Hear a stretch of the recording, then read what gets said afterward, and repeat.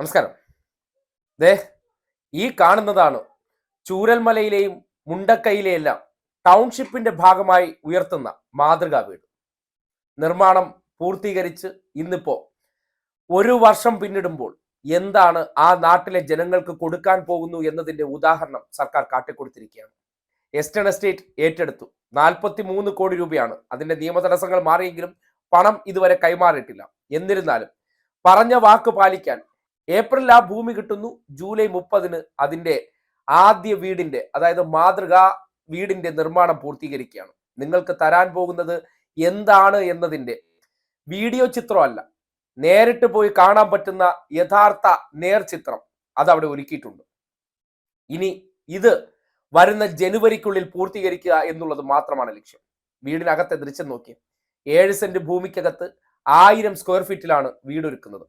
ടൗൺഷിപ്പിന്റെ ഭാഗമായിട്ട് സർക്കാർ പ്രഖ്യാപിച്ചിരിക്കുന്ന വീടുകൾക്കകത്തുള്ള സൗകര്യം നോക്കും. 1000 സ്ക്വയർ ഫീറ്റ് 20 ലക്ഷം രൂപയ്ക്ക് മുകളിൽ ചിലവ് വരുന്ന തരത്തിലാണ് അതിന്റെ നിർമ്മാണം തീർക്കുന്നത്.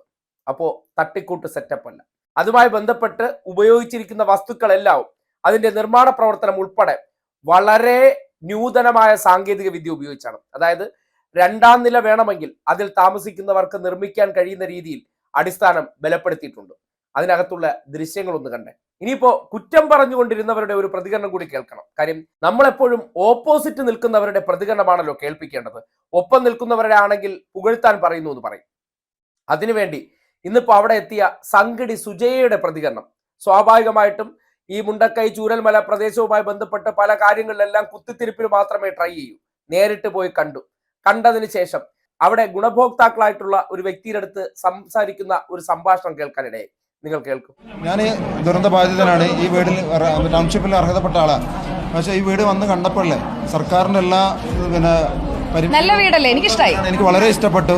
നമ്മളെപ്പോലുള്ള ഒരു സാധാരണക്കാരന് ഇതേപോലത്തെ ഒരു വീട് കിട്ടാൻ അല്ലെങ്കിൽ കെട്ടാൻ ഞാനൊരു ആയുസിൽ എൻ്റെ പണിയെടുത്താൽ പോലും എനിക്ക് ഇങ്ങനത്തെ ഒരു സ്ഥലത്ത് ഇനി ഒരു വീട് കെട്ടാൻ വേണ്ടി കഴിയില്ല. ഞാൻ വളരെ സന്തുഷ്ടനാണ്.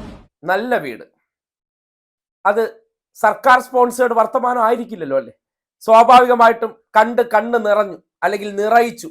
വേറെ ഉടായിപ്പോ തട്ടിക്കൂട്ടോ ഇപ്പോ ഒരു വർഷമായതിന്റെ പശ്ചാത്തലത്തിൽ അവരുടെ കണ്ണിൽ പൊടിയിടാൻ വേണ്ടി ചെയ്ത പ്രവർത്തനമല്ല.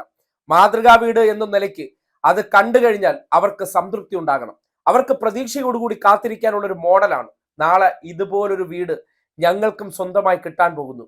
ഇനി ചുരുങ്ങിയ മാസം കാത്തിരുന്നാൽ മതി. ആ പ്രതീക്ഷ ഉണ്ടാക്കി കൊടുക്കാൻ പോകുന്നതിന്റെ മാതൃക നിർമ്മിച്ച് നൽകിയിരിക്കുമ്പോൾ സ്വാഭാവികമായിട്ടും ആ ഉത്തരവാദിത്തം ഏറ്റെടുത്തിരിക്കുന്ന സർക്കാരിന് അതിനെ സംബന്ധിച്ച് പ്രതിബദ്ധത ഉണ്ടോ ഇല്ലയോ എന്നുള്ളതാണ് നിങ്ങൾ ചിന്തിക്കേണ്ട ഒരു കാര്യം. ഇത് പലരും പ്രഖ്യാപിച്ചത് ഒരേ സന്ദർഭത്തിലാണ്. സർക്കാർ അവിടെ ഭൂമി ഏറ്റെടുക്കൽ, കട്ടപ്പന അതിന്റെ ഹൃദയഭാഗത്ത് ഭൂമി ഏറ്റെടുക്കേണ്ട വന്ന ആ നിയമ തടസ്സങ്ങൾ, നിയമ പോരാട്ടങ്ങൾ, ആ പോരാട്ടത്തിനൊടുവിൽ സുപ്രീം കോടതിയിൽ വരെ പോയി അത് നേടിയെടുത്തതിന് ശേഷം ആ ഭൂമി തരം മാറ്റി അതിന്റെ നിയമക്കുരുക്കുകളെല്ലാം അഴിച്ച് ഒടുവിൽ അത് കൈ കിട്ടിയ പശ്ചാത്തലത്തിൽ തന്നെ ബാക്കിയുള്ളതെല്ലാം ത്വരിത വേഗത്തിൽ പൂർത്തീകരിച്ച് ആദ്യ മാതൃകാ വീടിന് മെയ് ആദ്യവാരം തുടങ്ങി ജൂലൈയിൽ തീർത്ത് കാണിച്ചിട്ടുണ്ടെങ്കിൽ മറ്റ് 112 വീടുകളുടെ നിർമ്മാണം കൂടി ഇതേ പ്രദേശത്ത് സമാനമായി ആരംഭിച്ചിട്ടുണ്ട്. മണ്ണ് പരിശോധന നടക്കുന്നുണ്ട്. 12ഓളം വീടുകളുടെ നിർമ്മാണം ഏകദേശം ഭാഗികമായി തന്നെ ഉയർന്നു കാണാൻ കഴിയുന്നുണ്ട്. അതുകൊണ്ട് പറഞ്ഞു പറ്റിക്കലല്ല, ചെയ്യുമെന്ന് പറഞ്ഞാൽ ചെയ്തിരിക്കുമെന്നതിന്റെ തെളിവാണ്. മറ്റൊരു വിഭാഗക്കാരുണ്ട്, സർക്കാരിനെ വിശ്വസിക്കല്ലേ, ദുരിതാശ്വാസ നിധിയെ വിശ്വസിക്കല്ലേ, ഞങ്ങളെ കാച്ചുതാ, ഇപ്പൊ കാണിച്ചു തരാം. പറച്ചിലുണ്ടോ? വല്ല കാണാനുണ്ടോ? ഏതെങ്കിലും ഒരു വീഡിയോ എങ്കിലും കാണിച്ചു തന്നോ? നിങ്ങൾക്ക് തരാൻ പോകുന്ന വീട് ഇതാണെന്നുള്ള ഒരു വീഡിയോ എങ്കിലും കാണിച്ചു തന്നു? ഒന്നുമില്ലല്ലോ. ഒരു പ്ലാനും ഇല്ല. പണം കിട്ടി, ഇനിയിപ്പോ എല്ലാം നമ്മൾ ഉണ്ടായി കൊടുത്തോളാം, നിങ്ങൾ അതിനെക്കുറിച്ച് ചിന്തിക്കണ്ട.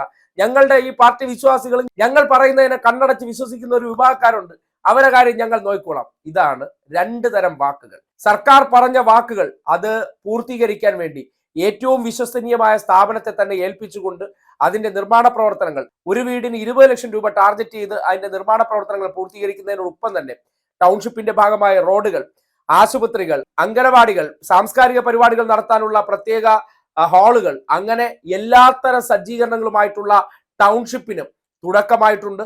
6 മാസം എണ്ണിക്കഴിയുമ്പോൾ ടൗൺഷിപ്പ് യാഥാർത്ഥ്യമാകുമെന്ന് പറഞ്ഞിട്ടുണ്ടെങ്കിൽ അത് ഒരു സംശയവും വേണ്ട, അത് 90% അടുത്തോളം തീർന്നിരിക്കും. 90% തീർത്തിരിക്കും എന്നുള്ള കാര്യത്തിൽ ഒരു സംശയവും വേണ്ട. 90 എന്ന് പറയാൻ കാരണം പ്രകൃതിക്ഷോഭങ്ങൾ വരാൻ സാധ്യതയുണ്ട്, അല്ലെങ്കിൽ മറ്റെന്തെങ്കിലും സാഹചര്യങ്ങൾ കൊണ്ട് കുറച്ച് വൈകിപ്പോയാൽ 100% എന്ന് ഇന്നിരുന്ന് ഗീർവാണം അടിക്കാൻ പാടില്ലല്ലോ. നാളുകളിൽ സംഭവിക്കാൻ പോകുന്ന കാര്യത്തെക്കുറിച്ച് ഇന്നിരുന്ന് നമ്മൾ ദീർഘവീക്ഷണത്തോടു കൂടി പറയുമ്പോൾ ഒരു സംശയവും വേണ്ട, നിങ്ങളുടെ കണ്ണിന് മുന്നാലെ ആ വീടുകൾ ഉയർന്നിരിക്കും. ഈ സർക്കാർ ഇറങ്ങിപ്പോകുന്നതിന് മുന്നോടിയായിട്ട് നിങ്ങളെ അവിടെ താമസിച്ചിരിപ്പിക്കും എന്നുള്ള ഉറപ്പിന്റെ ഏറ്റവും വലിയ നേർസാക്ഷ്യമാണ് ഇന്ന് കണ്ടിരിക്കുന്ന മാതൃകാ വീടെന്ന് പറയേണ്ടി വരികയാണ്.